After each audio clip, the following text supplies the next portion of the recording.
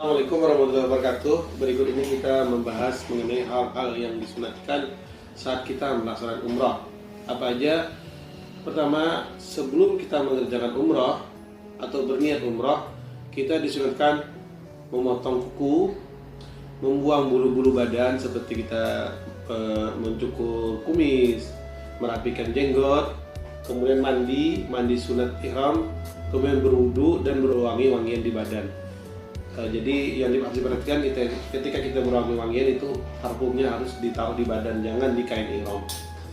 Kemudian yang berikutnya kita disunatkan salat sunat ihram 2 rakaat itu. Jadi setelah selesai melakukan wangi-wangian tadi kita memakai kain ihram.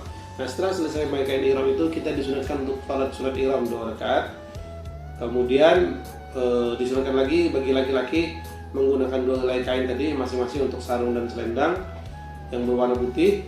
Kemudian bagi perempuan berpakaian biasa dengan tertutup aurat seluruhnya yang syar'i, kemudian disunatkan juga berwarna putih. Kemudian kita disunatkan juga menghadap kiblat waktu berniat umrah. Kemudian saat kita melaksanakan tawaf umrah ataupun tawaf yang lainnya, tawaf sunnah, itu disunatkan juga. Pertama, bertawaf dengan berjalan kaki sambil memendekkan langkah dan berjalan cepat seperti berlari anak. Nah, jadi seperti lari kecil. Kemudian kita sunat beristilam di rukun yamani. Nah, kemudian kita juga disunatkan juga mengecup hajar aswad setiap putaran dengan meletakkan dahi ke atasnya. Kemudian karena kondisi sekarang, karena tidak mampu, maka digantikan juga dengan istilam. Kemudian tangan kita yang setelah berislam tadi kita kecup. Kita hakikatkan kita lagi mengecup hajar aswad. Kemudian ittiba atau mengikuti Nabi itu meletakkan pertengahan kain selendang di bawah ketiak. Jadi intinya membuka bahu kanan.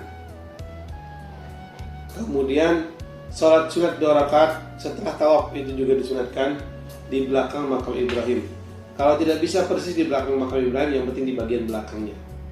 Kemudian kita juga disunatkan untuk meminum air zam-zam setelah selesai melaksanakan tawaf.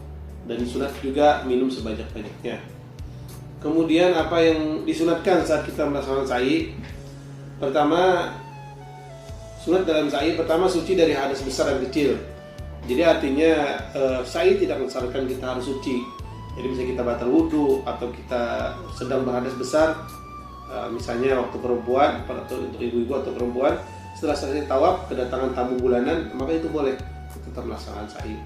Menutup aurat, kemudian berlari kecil di antara 2 pilar hijau, nah, itu disunatkan.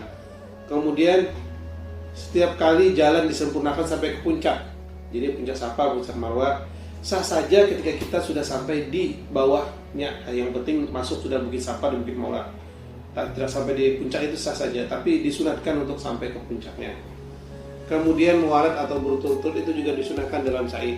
Artinya ketika kita capek kita boleh berhenti. Nah, misalnya atau kita lanjutkan besok. Cuman ya pertama tidak mendapat pahala sunatnya selesai. Yang kedua kita harus menjaga larangan terus kalau kita lagi umrah, berat. Jadi kalau mau berhenti ya berhenti sebentar, istirahat. Jadi kita tidak dapat pahala sunat yang berturut-turutnya, tapi itu boleh diperbolehkan.